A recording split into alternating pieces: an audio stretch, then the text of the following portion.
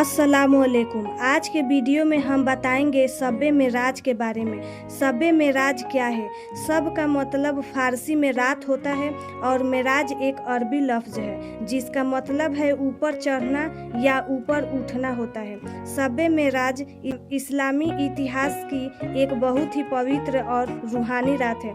यह वह रात है जब पैगंबर हजरत मोहम्मद सल्लल्लाहु अलैहि वसल्लम को अल्लाह ताला ने अपने पास बुलाया और उन्हें आसमानों की सैर करवाई। यह घटना रजब महीने की 27वीं रात को हुई थी। कहानी की शुरुआत मस्जिद हरम से हुई। एक रात हजरत जिब्रील अलैहिस्सलाम हजरत मोहम्मद सल्लल्लाहु अलैहि वसल्लम के पास आए। वे एक अलौकिक सवारी बुराक को लाए थे। यह सवारी बहुत तेज थी, रोशनी की रफ्तार से भी तेज। पैगंबर हजरत मोहम्मद सल्लल्लाहु अलैहि वसल्लम बुराक पर सवार हुए और वे मक्का से मस्जिद अक्सा जेरूसलम पहुँचे। यहाँ सभी पिछले पैगंबर जैसे हजरत इब्राहिम अलैहिस्सलाम, हजरत मूसा अलैहिस्सलाम और हजरत ईसा अलैहिस्सलाम इकट्ठा हुए थे और उन्होंने हजरत मोहम्मद सल्लल्लाहु अलैहि वसल्लम को इमाम बनाया। आपने सबकी इमामत नमाज की अगुवाई की। इसके बाद मिराज का असली सफ़र शुरू हुआ। 7 आसमानों की यात्रा। पहला आसमान पे हजरत आदम अलैहिस्सलाम से मुलाकात हुई। तब आप सल्लल्लाहु अलैहि वसल्लम ने आदम अलैहिस्सलाम को सलाम किया। फिर आदम अलैहिस्सलाम ने हजरत मोहम्मद सल्लल्लाहु अलैहि वसल्लम को जवाब दिया। दूसरे आसमान पे गए। यहाँ हजरत ईसा अलैहिस्सलाम और हजरत यहिया अलैहिस्सलाम से मुलाकात हुई। फिर तीसरे आसमान पे हजरत यूसुफ अलैहिस्सलाम से मुलाकात हुई जिन्हें बहुत सुंदरता अता की गई थी।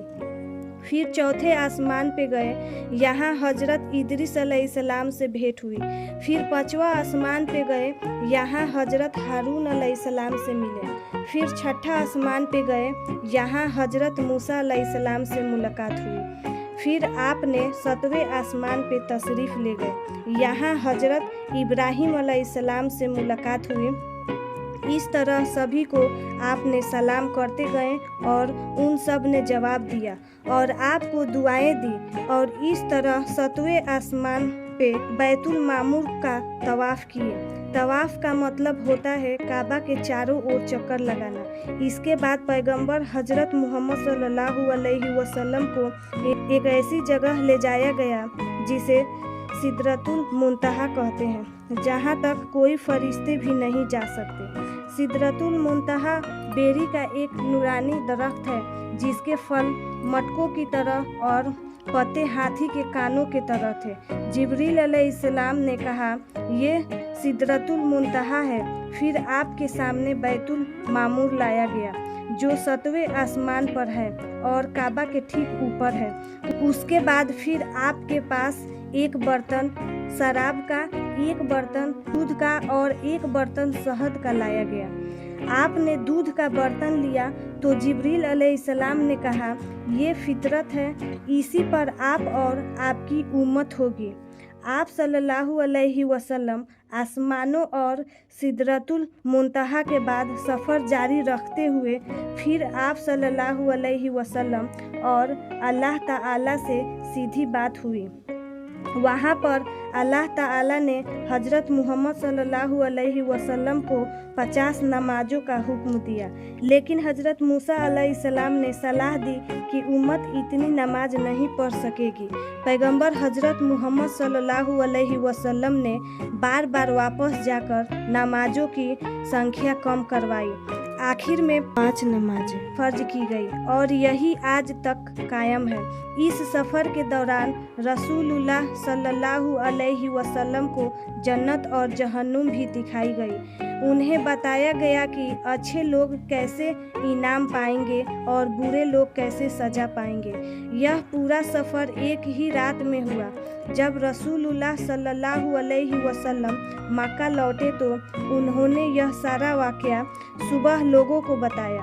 कुछ लोगों ने मजाक उड़ाया, लेकिन जो सच्चे ईमान वाले थे उन्होंने पूरी तरह यकीन किया, जैसे हजरत अबू बकर रज़ियल्लाहु अन्हु।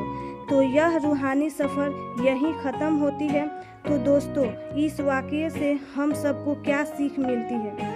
इस वाक़ये से हम सबको यह सीख मिलती है कि नमाज का फ़र्ज इसी रात में हुआ, इसलिए नमाज को कभी न छोड़ें। अल्लाह के कुदरत और रहमत को समझें। शब-ए मिराज हमें सिखाता है कि इंसान का रूहानी सफ़र भी हो सकता है अगर वह सच्चे दिल से इबादत करे। अल्लाह ताला अपने नेक बंदों को कैसे इज्जत देता है, यह इसकी मिसाल है। ऐ अल्लाह, हमें भी रसूलुल्लाह सल्लल्लाहु अलैहि वसल्लम की सीरत पर चलने की तौफीक दे।